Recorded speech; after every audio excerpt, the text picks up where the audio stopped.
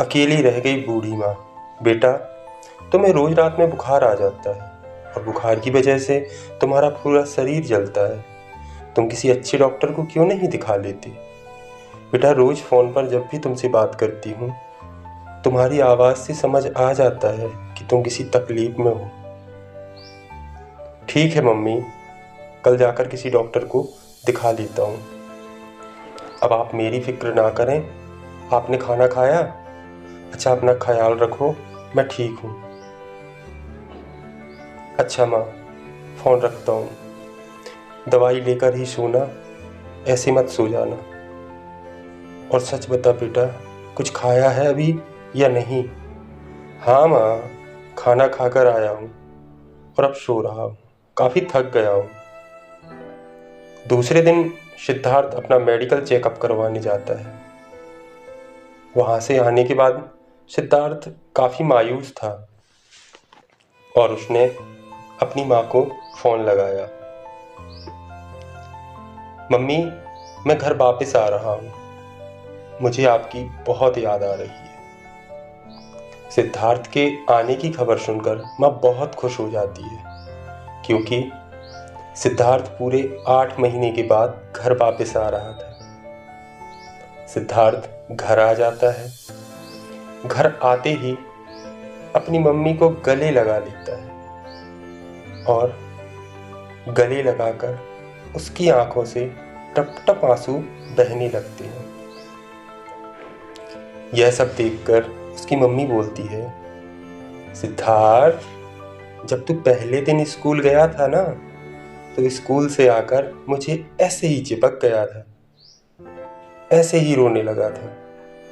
मेरा बच्चा बहुत थक गया है ना, आराम कर, मैं तेरे लिए कुछ लेकर आती हूँ। सिद्धार्थ के अंदर परेशानियों का एक तूफान सा चल रहा था, जिसे वो अपनी माँ से छुपा रहा था। और वहीं हॉल में चुपचाप बैठे अपने पिताजी की तस्वीर को देख रहा था। इसके बाद सिद्धार्थ ने फ़ोन उठाया और किसी को फ़ोन लगाने लगा। आवाज़ किसी लड़की की थी। हेलो, आज इस टाइम कॉल कर लिया, क्या बात है? मुझे अभी तुमसे मिलना है। मैं घर आया हूँ और मैं तुमसे मिलना चाहता हूँ। सिद्धार्थ ने जिसको कॉल किया है, उस लड़की का नाम जानवी है और जानवी और सिद्धार्थ एक दूसरे को स्कूल टाइम से ही बहुत प्यार करते हैं और उनकी शादी होने वाली थी। अच्छा, वहीं मिलें अपनी पुरानी जगह पर? मैं 5 बजे पहुंच जाऊंगी। हाँ, वहीं मिलना, ज़्यादा नहीं, बस तुम्हारे 15 मिनट ही लूँगा। सिद्धार्थ की 15 मिनट वाली बात सुनकर जानवी कुछ सोच में पड़ गई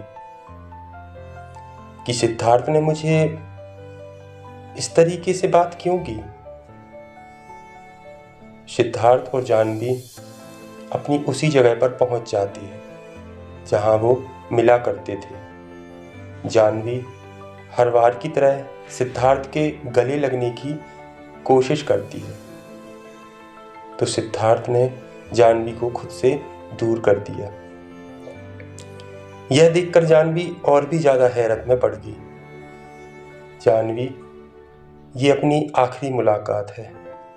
ना मैं तुमसे शादी करना चाहता हूँ और ना ही तुमसे कोई रिश्ता रखना चाहता हूँ। बस मुझे तुमसे इतना ही कहना था और आगे से मुझसे मिलने की कभी कोशिश मत करना। सिद्धार्थ, ये क्या बात हुई? मुझसे कोई गलती हुई है? मैंने किया क्या है जो ऐसे रिश्ता तोड़ रहे हो? क्या बात है, कुछ तो बताओ। सिद्धार्थ जानवी की किसी बात का कोई जवाब नहीं देता और उठकर वहां से सीधा चला जाता है। घर आकर सिद्धार्थ सीधा अपने कमरे में जाकर बहुत रोता है। क्या बात है सिद्धार्थ, क्या छुपा रहा है? किसी को कुछ समझ नहीं आ रहा। कुछ दिन के बाद सिद्धार्थ की मम्मी ने सिद्धार्थ से कहा, बेटा तुझे वापस नहीं जाना क्या? कितने दिन की छुट्टी लेकर आया है? मम्मी मैंने नौकरी छोड़ दी है, अब मैं वापस नहीं जाऊंगा। आप यहाँ आओ ना, मुझे सुकून से सोना है। जैसे पहले मैं बचपन में आपकी गोद में सो जाया करता था वैसे ही। सिद्धार्थ अपनी माँ की गोद में सिर रखकर वहीं लेट जाता है और कहीं खो जाता है।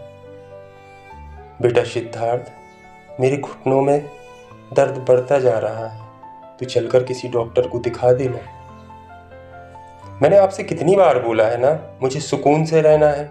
आप अपने काम खुद करिए ना। जब मैं नहीं था तब भी आप जाती थी ना डॉक्टर के पास। तो जाइए और दिखाइए, या लीजिए पैसे, और अब मुझे तंग मत करिएगा। सिद्धार्थ के मुंह से इस तरह की बात सुनकर सिद्धार्थ की माँ हैरत में थी कि मेरा बेटा तो कभी इस तरह बात करता ही नहीं था। सिद्धार्थ को अचानक से हुआ क्या है और वह चुपचाप डॉक्टर के पास चली जाती है।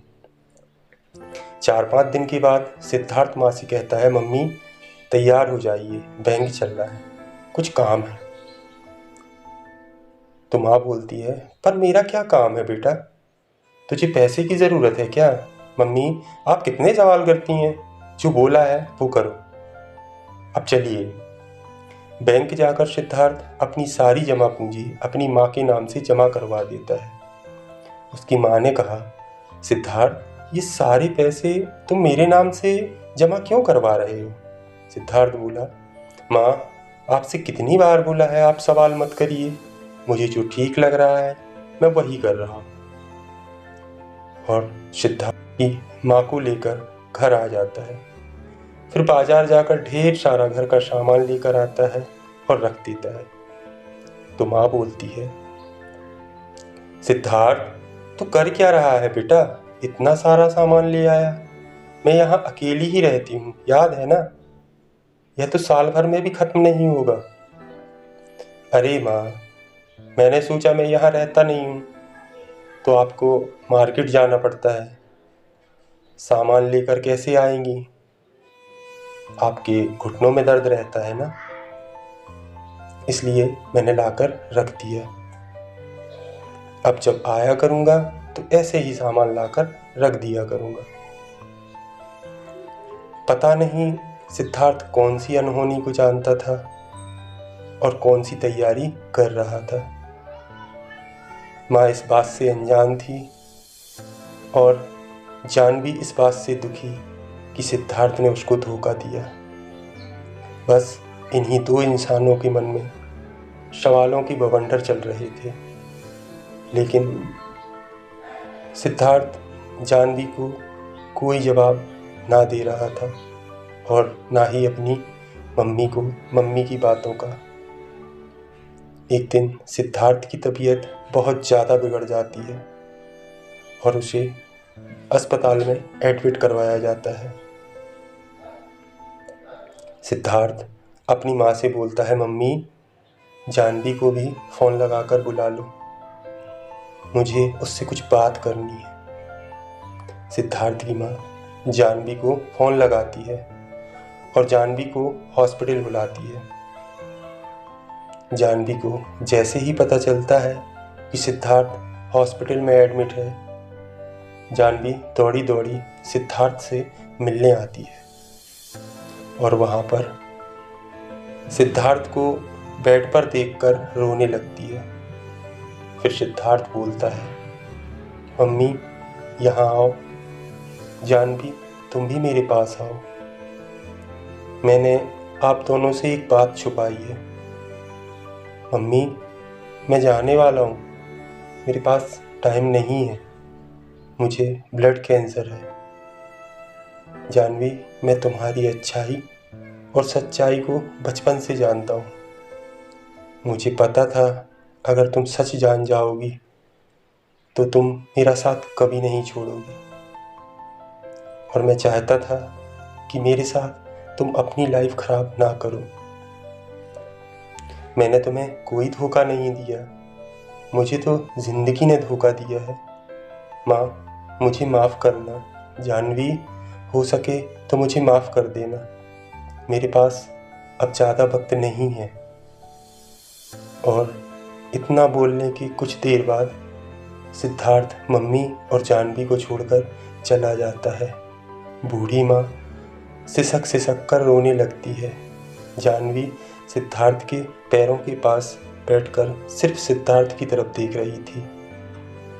ना उसकी आंखों से आंसू आ रहे थे और ना वो किसी से कुछ बोल रही थी। एक माँ ने अपना जवान बेटा खोया था और एक लड़की ने अपना बचपन का प्यार। उन दोनों के लिए यह दुख बहुत बड़ा था। लेकिन सिद्धार्थ, जो जाने से पहले अपनी माँ के लिए कुछ करके जाना चाहता था, जितना उससे हुआ उसने किया और चला गया, और पीछे रह गई अकेली बूढ़ी माँ। दोस्तों, कहानी पसंद आई हो तो लाइक करना, शेयर करना, और यदि अभी तक चैनल को सब्सक्राइब नहीं किया है तो चैनल को सब्सक्राइब करना। Thanks for watching.